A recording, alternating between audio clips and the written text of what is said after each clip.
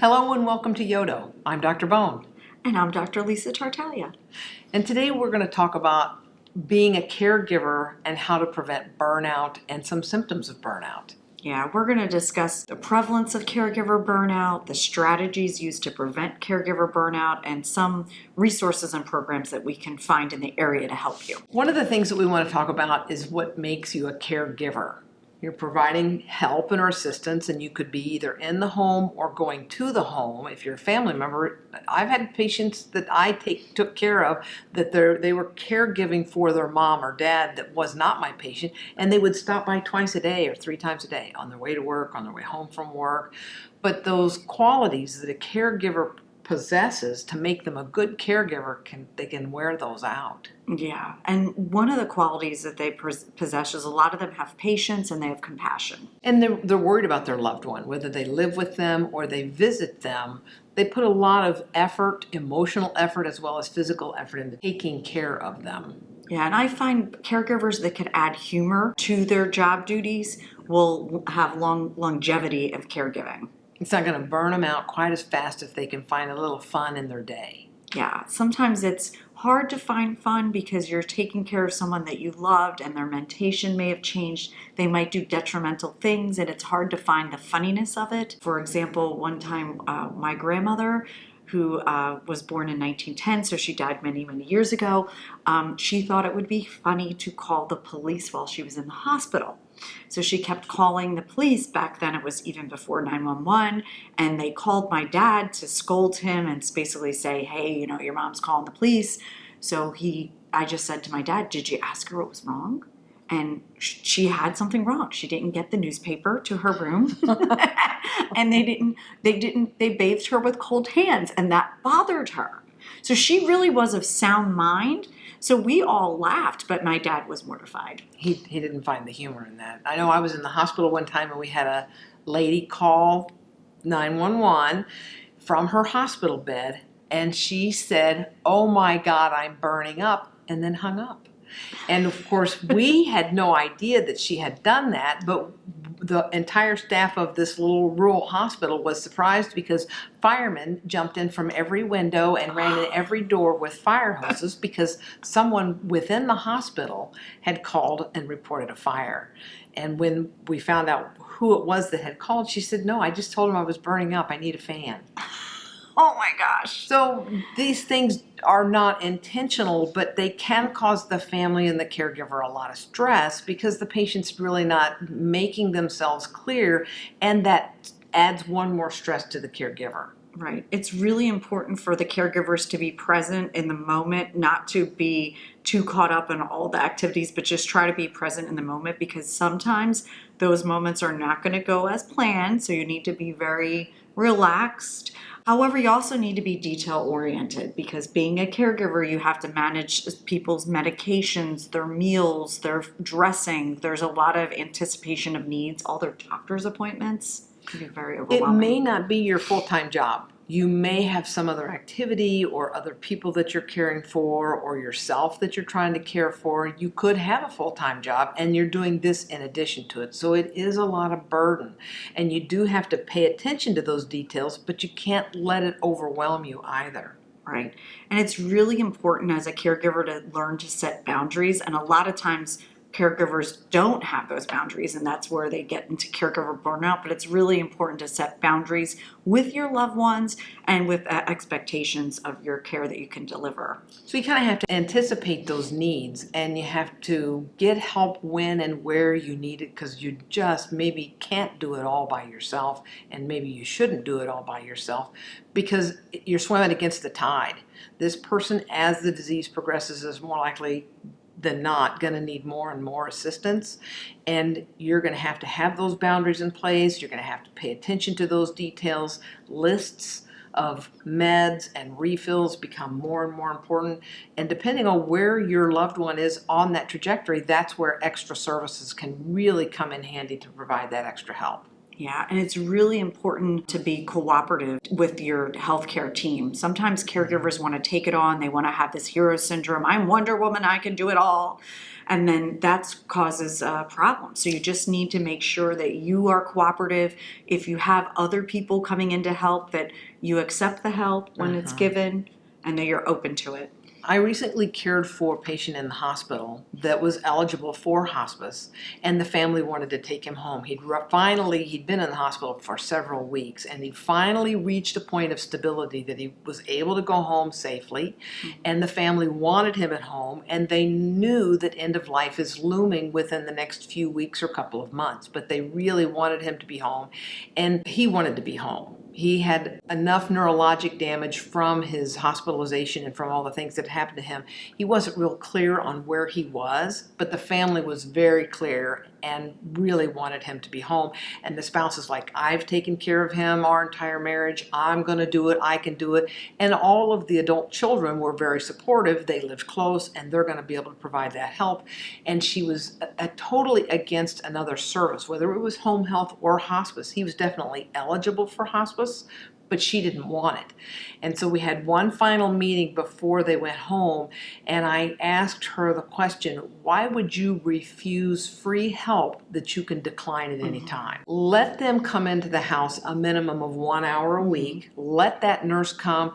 She can do the simple things for you that are the tedious tasks, counting out the pills, making your pill planner, making sure that you have enough pills to get through a holiday, get through a weekend, and then if you need something else, then you can let her do that task. The adult children are like, well, yeah, if it's not going to cost us anything, why wouldn't we want that extra service? We have had one follow-up with that family, and the wife is not only letting the nurse come in once a week, she's allowing the aide to come twice a week to assist with bathing and shaving, because she's kind of determined she wants to be there and wants to do things for him, but she also wants to be his spouse, not his nurse and not his bath aide. And so that allows her to do the fun things, to cook for him, to watch movies with him. She hand feeds him his meals. And so they have that relationship as her being a significant caregiver, but then the heavy lifting, somebody else is doing that for her. That's wonderful. That's good that you were able to have that conversation with a loved one and try to come up with a good plan. And I think understanding that service is free and you can decline it at any time made her feel like she had that out. But it was the adult children really stepping in saying, well, yeah, why not have that if we can have that extra help? Yeah, and let's just face it, there's still a huge stigma of that H word. So sometimes that plays a role. But it is really important if your loved one does have a prognosis of 6 months or less to take on that Medicare benefit that you do not pay for, because it will help you in your caregiving and prevent burnout. And it's going to help with that emotional stress, that physical exhaustion. You know, if you get tired and fatigued mentally or physically, that just adds to that burden. And then things can get forgotten, things can get missed. And then when things are missed, the patient could decompensate, and then you're going to be blaming yourself. Yeah, and I know with caregiver burnout, you also want to withdraw from your friends and your families and your other loved ones. So focused. Because you're so hyper-focused on that person that you lose interest in activities that you previously enjoyed. And this happens quite frequently. You can lose yourself because your whole focus now becomes your loved one. And so you're not going to your doctor because you're busy taking them to their doctor. You're not taking your medications because you're busy counting out theirs. Get help, accept that help, and you can certainly set limits and boundaries as to when they come, how long they're there, and what they do, but get that assistance. Yeah. Sometimes you will become so overwhelmed when you're a caregiver that you feel really hopeless and helpless. And because you've alienated yourself from your loved ones, because you're so focused on your caregiving, you feel bad to reach out for help. But know that you can reach out to your family. They will understand, and your friends and your support system. You're so busy cooking for them and feeding them, you may neglect yourself. And so you may have problems with your appetite, you may have weight changes, and then you become weak. If you don't take care of yourself, you're not going to be able to do a very good job of taking care of someone else. Yes, your sleep patterns might be all disrupted because of your loved one's sleep patterns being disruptive or just the stress that's on you. When you don't have good sleep, it's really hard to be a successful and effective caregiver. And that's what the hospice respite benefit is for, is to provide extra time of a significance of, 3 to 5 days for that caregiver to really have some downtime, to really get some R&R. Yeah, and I would like to add as an aside that when you invoke that respite benefit, do not go to the facility to see your loved one. Yeah. Enjoy that time off, right? Yeah, it's a mini vacation. You don't have to go anywhere. It can be a staycation, but it's a mini vacation for you to have some downtime. And it's also a vacation from them, for them to have a little bit of a respite from you.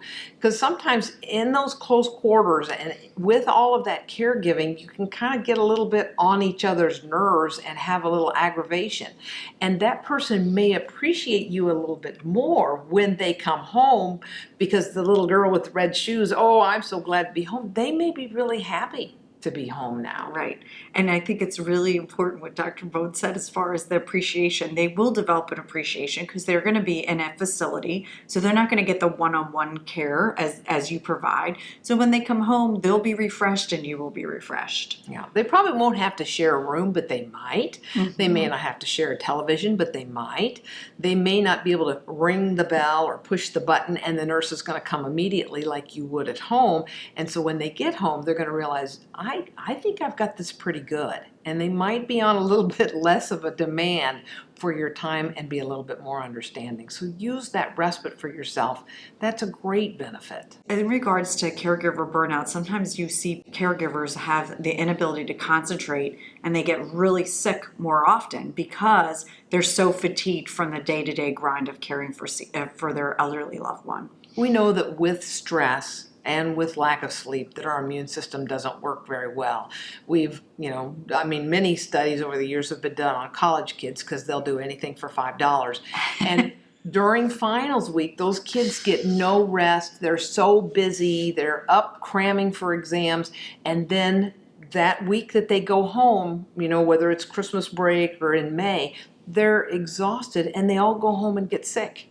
And their parents are like, you seem like you were fine in October and November and now you're home for Christmas or home in May and you're sick. It's because they're physically and emotionally exhausted. That happens to the caregivers. But theirs is, like Dr. T said, theirs is a marathon. There are some studies that show that caregivers report symptoms of depression in 40 to 70% of the time, and 23% of the family caregivers also increased fatigue and illness some of the time. There's a lot of studies out there that show that caregivers will predecease the people that they're caring for. It happens, and we see it at our institution often, where the patient is brought into the hospital because the caregiver that was there with them at home is no longer able to provide the care. Either they're in the hospital or they've passed away. Depression is significant. Fatigue is significant. They ignore themselves for the sake of their loved one, and it does add up. That burden is real. There's several ways to prevent caregiver burnout. The biggest thing is I like to talk. So for me, talking, and it's not for everyone, helps me talking it out. I don't want anybody to fix anything. I just want to emote and say it. So that will help some caregivers. So females typically like to talk, and that's how they work through problems, and not necessarily talking to themselves, but they like to have a close friend that they can talk to, not necessarily the sick person, because they don't want to add to them and misunderstand that what they're doing for them has caused them to be a burden, and that they don't want them to think that this isn't what they want to do. But women like to talk about those things with a friend. Men like to do things, build things, and just being with someone in another activity for them can help them work those things out. Right. It's also important to educate yourself. I find that information is power no matter what you're faced with, but when you're caregiving, you get really siloed to the mundane day-to-day things, and it's really important to educate yourself about the disease process, that you're not alone, and if you look at symptom management, or just educate yourself in general of something different than what you're doing to kind of take your mind off of your mundane caregiving. Educate yourself how to provide yourself some self-care. Self-care is so important as a caregiver. Again, if you're not taking care of yourself, it's going to be really hard for you to take care of others. I always tell patients, loved ones, is when they're moving to a place that is a different level of care. Like recently I had a patient that was residing in his home and now he moved to an assisted living facility, and his spouse is very concerned, that the clothes aren't folded the right way, the meals aren't as good as her home cooked Italian food, and all these kind of things. And I said, these are things that are out of your control. So you need to take a break, take care of yourself. The whole reason why we've placed him is so you're not caught up into that mundane day-to-day stuff. If there's a caregiver group, a support group that you can be a part of, that's a great way for somebody to connect and to talk with others. And again, if you've got a hospice agency, talk with them about getting a volunteer. Having a volunteer to come by the home so you can go out for a couple of hours, get your hair done, get your nails done, go to the hardware store. Even if you're just going to the hardware store to look at the new hand tools, the new power tools, you can spend a little time at Harbor Freight. That's a great fun place for guys to hang out. It's a little bit of a break. And having that volunteer at the house to watch a movie with your loved one is going to give you an hour and a half to 2 hours that you can get out and have a little self-care and a little time. Right. And also, get out and get moving if you can. If you have a caregiver that's going to replace you, or a volunteer, if you're in a hospice service that will sit with them, go out and take a walk. Go out and hit a couple balls of golf, even if it's just in your yard, just to reconnect with nature. That is very peaceful and soothing to some people. Exercising helps boost the endorphins, which then helps you be more relaxed and you have more patience in the caregiving. If you're upset, go to the batting cage, and you can beat on the baseball for a little while. But try to find something that's going to give you a little bit of time to release some of your emotions, and that you're going to find some joy in. Yes.